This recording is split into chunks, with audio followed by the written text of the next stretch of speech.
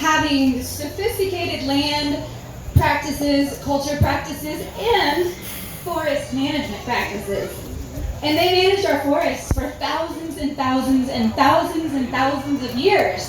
So that's right, thank you.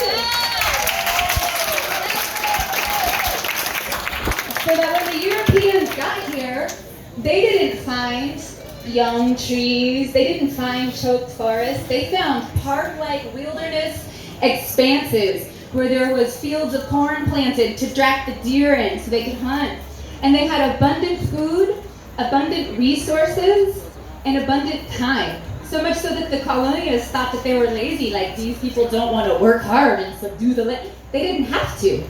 They were managing it in such a way that the land produced for itself. And that's what we want to talk about here. These are the land and the histories that we want to acknowledge.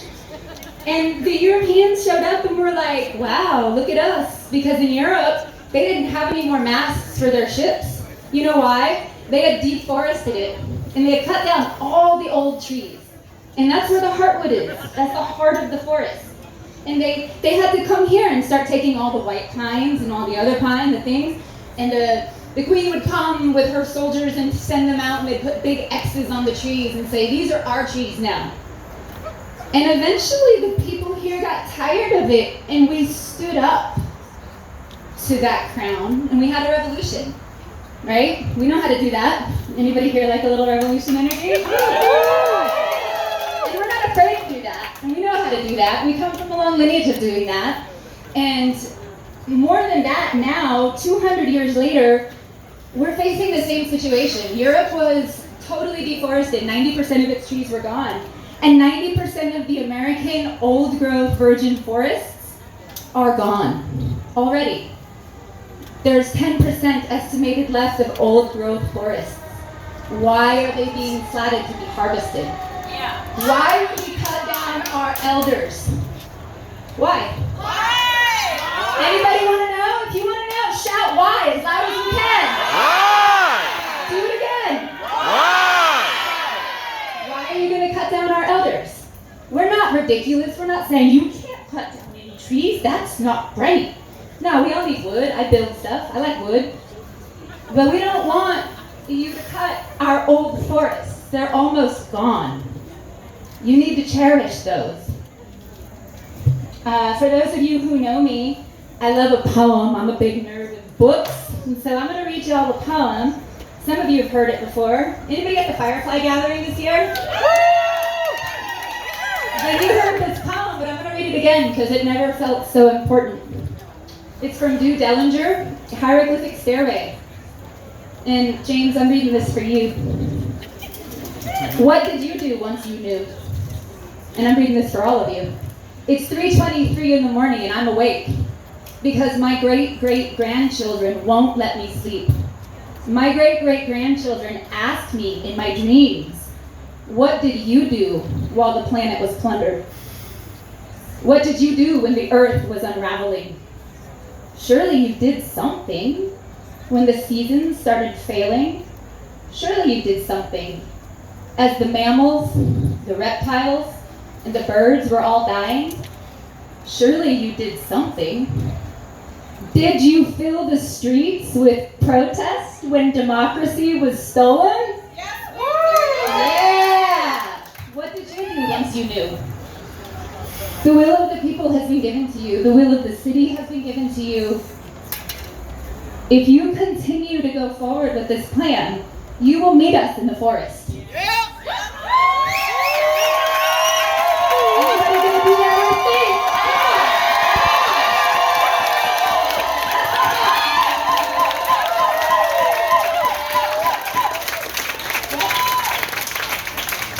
That's where we're at. And I come from a long line of out-westers. We faced Pacific Lumber and we saved the Headwaters Forest. We've done this before. We know how. And it's going to cost you a lot more to fight us out there than to save the old growth. And I hope you know that, James. I hope you see my eyes and you know I'm not messing around. Because we are not going to let you cut those trees down.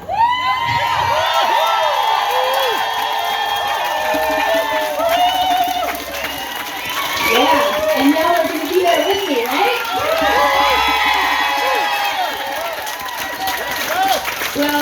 like to invite someone up now who has an unbroken lineage with this land, because the last thing I want to say is, with all due respect, I believe you love the nature and the forest, but these people that I'm about to invite up have been in direct, unbroken lineage with this land from time immemorial, from the beginning.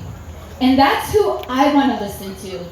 That's the native indigenous wisdom that I want to teach us how to manage our forest. And I wish you could work with them, and that we could all sit down at a table together and talk about it, and come up with a plan that truly makes everybody happy.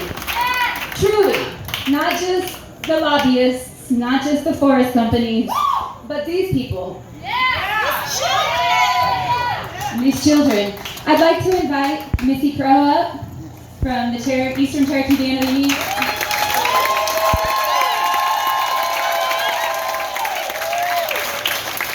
Thank y'all.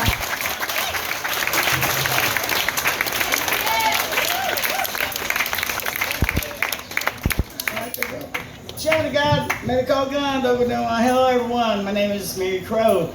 I have in my hand Hoodwinked in the Hot House. My sister Lisa and I work with the Indigenous Environmental Network. We've been with the Indigenous Environmental Network since 1993, working and traveling and talking about the rights of Mother Earth and the protection of Mother Earth. You know, we don't own the land. We've never owned the land. That's never been a concept of us. We've never looked at the land as resources or material things that could be bought and sold. We had a spiritual, and we have a spiritual relationship and a connection with this earth, with this area, with these trees, with these plants. We have stories. We have stories. Just like you have stories. We don't call them legends because when you use that word, it means that they're not real. But we had stories. We had stories of Creator putting the plants and the animals here first. Not us, not the humans. And when Creator put the humans on this land, the animals got very angry at the humans because the humans had no respect for the land. And so in our stories, the animals brought disease. And what are we facing today? What are we facing today? The diseases that have plagued the world. Creator put a stop to the world in 2020 when he brought this disease we call COVID. And in our stories, the plants took pity on the human beings, and they went into council. And they said that they would create medicine to fight against any diseases that the animals brought. This land, this area, these trees, these plants, these shrubs, they're medicine. They've always been medicine. They've been alive. You read that and you learn that in your science classes, right? Right? Mm-hmm. That's what I was forced to learn when I was forced to go to the Bureau of Indian Affairs school.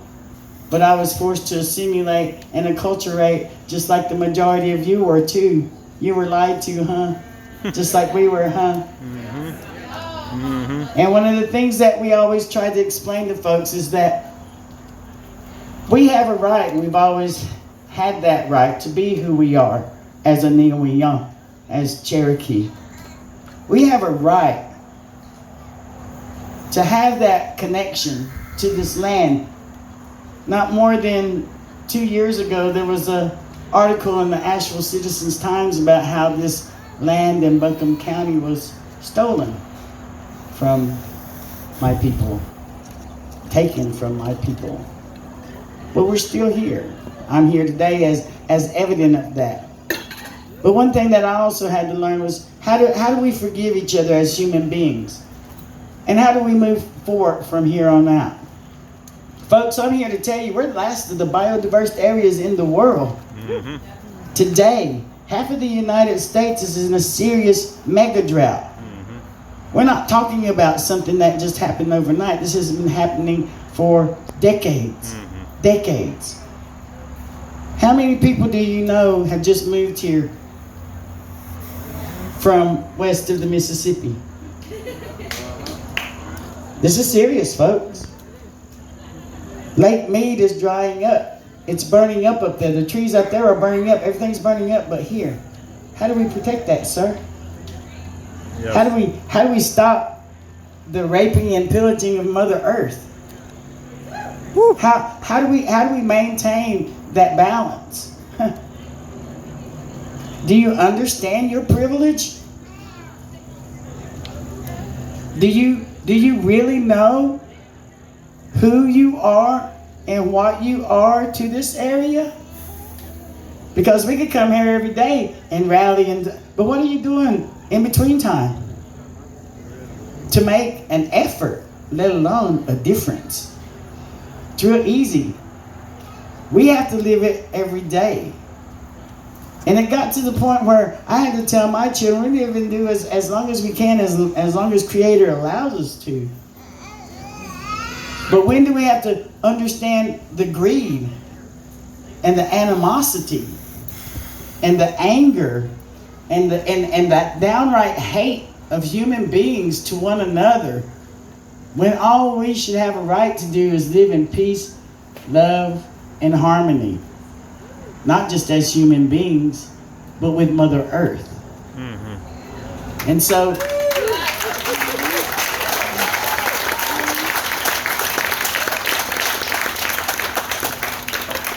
we as indigenous people have our own tribal governments that we have to sit down and re-educate because of that forced assimilation and acculturation to think and be told that this way was the right way, this way was the only way. Well, guess what? It's not the right way, and it's not the only way. There is a way, and we call it an indigenous principles of just transition. Just transition. And look at the indigenous principles that we hold in respect to Mother Earth, in respect to all of her being that Creator put here, along with us. We're not the only ones here, and we're seeing that now, huh? We're seeing that we need that water. We're seeing that we need that air. We're seeing that we need those trees. We're seeing that. Do you need that wormy oak chestnut dresser drawer? No. Heck no. These are some of the things that we're talking about in logging. Why are they taking those logs? That's what's happening in the Amazon today. The loggers are going in and they're killing the indigenous people so that greedy, privileged folks can have the best of or whatever. And look what's going on in the Amazon. Mm-hmm. It's burning. Look what's going on in Alaska. It's burning. Look what's going on in Europe. It's burning. When are we going to stop the burning? We're going to cut all the trees and just burn it off? And so these are happening today, folks. We even have this new disease coming out. And what gets me is that the powers that be want to sit there and point at certain people and certain things when the bottom line is that this is serious, that we have to understand who we are as human beings and what are we in relationship to one another in your neighborhoods, in your towns, in your cities. How are you making that? And so we're here today to just ask you, U.S. Forest Service, on a community, grassroots level, this is our home. It's not just our home, it's home to the squirrels. It's home to the lizards. And it's home to the ants. And it's home to all of these. We still dance those dances today in honor of our relatives. Our social dances are animal dances. We have the horse dance. We have the ant dance. We have the buffalo dance. We even have the grasshopper dance.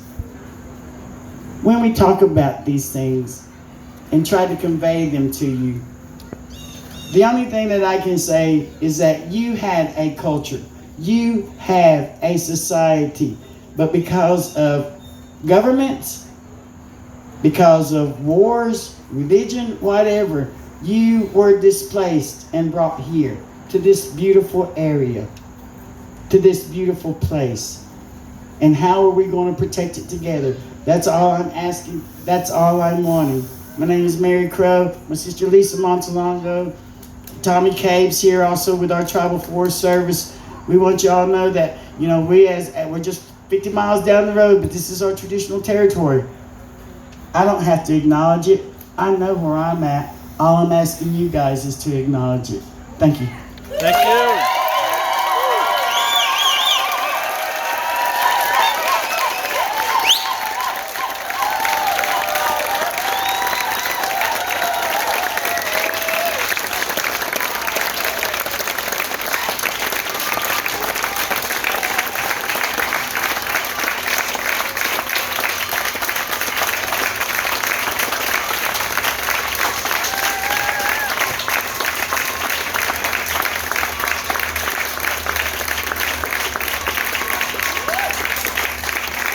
I don't think there's anything more that can be said. That was incredibly powerful and inspiring, and I have no words after that, other than to thank all of you for being present, for being part of this, for showing up on a Monday afternoon when you have many other commitments, to be here for this forest. Now more than ever, the forest needs your voice. And today you have given voice to the forest that you love, and I suspect that the forest is sending gratitude to all of you today for being here. So thank you from the bottom of my heart for being here, for being a part of this. The Forest Service is listening. This is an important week. As you just heard, it doesn't stop here though. We need you to keep being a voice for the forest this week and next month, because the fight doesn't end here, all right? This is just the beginning. But thank you for being part of this incredible showing of support, of love for this forest. This is unprecedented. This has never happened before. And I think only here would a gathering like this take place. So I am incredibly inspired by each and every one of you, and so grateful for all of you for being here. Thank you to the Forest Service for listening, for being a part of this too. We hope you heard us today. We hope this will lead to action that protects our forest. So we do appreciate you being here, listening to us. Thank you, guys.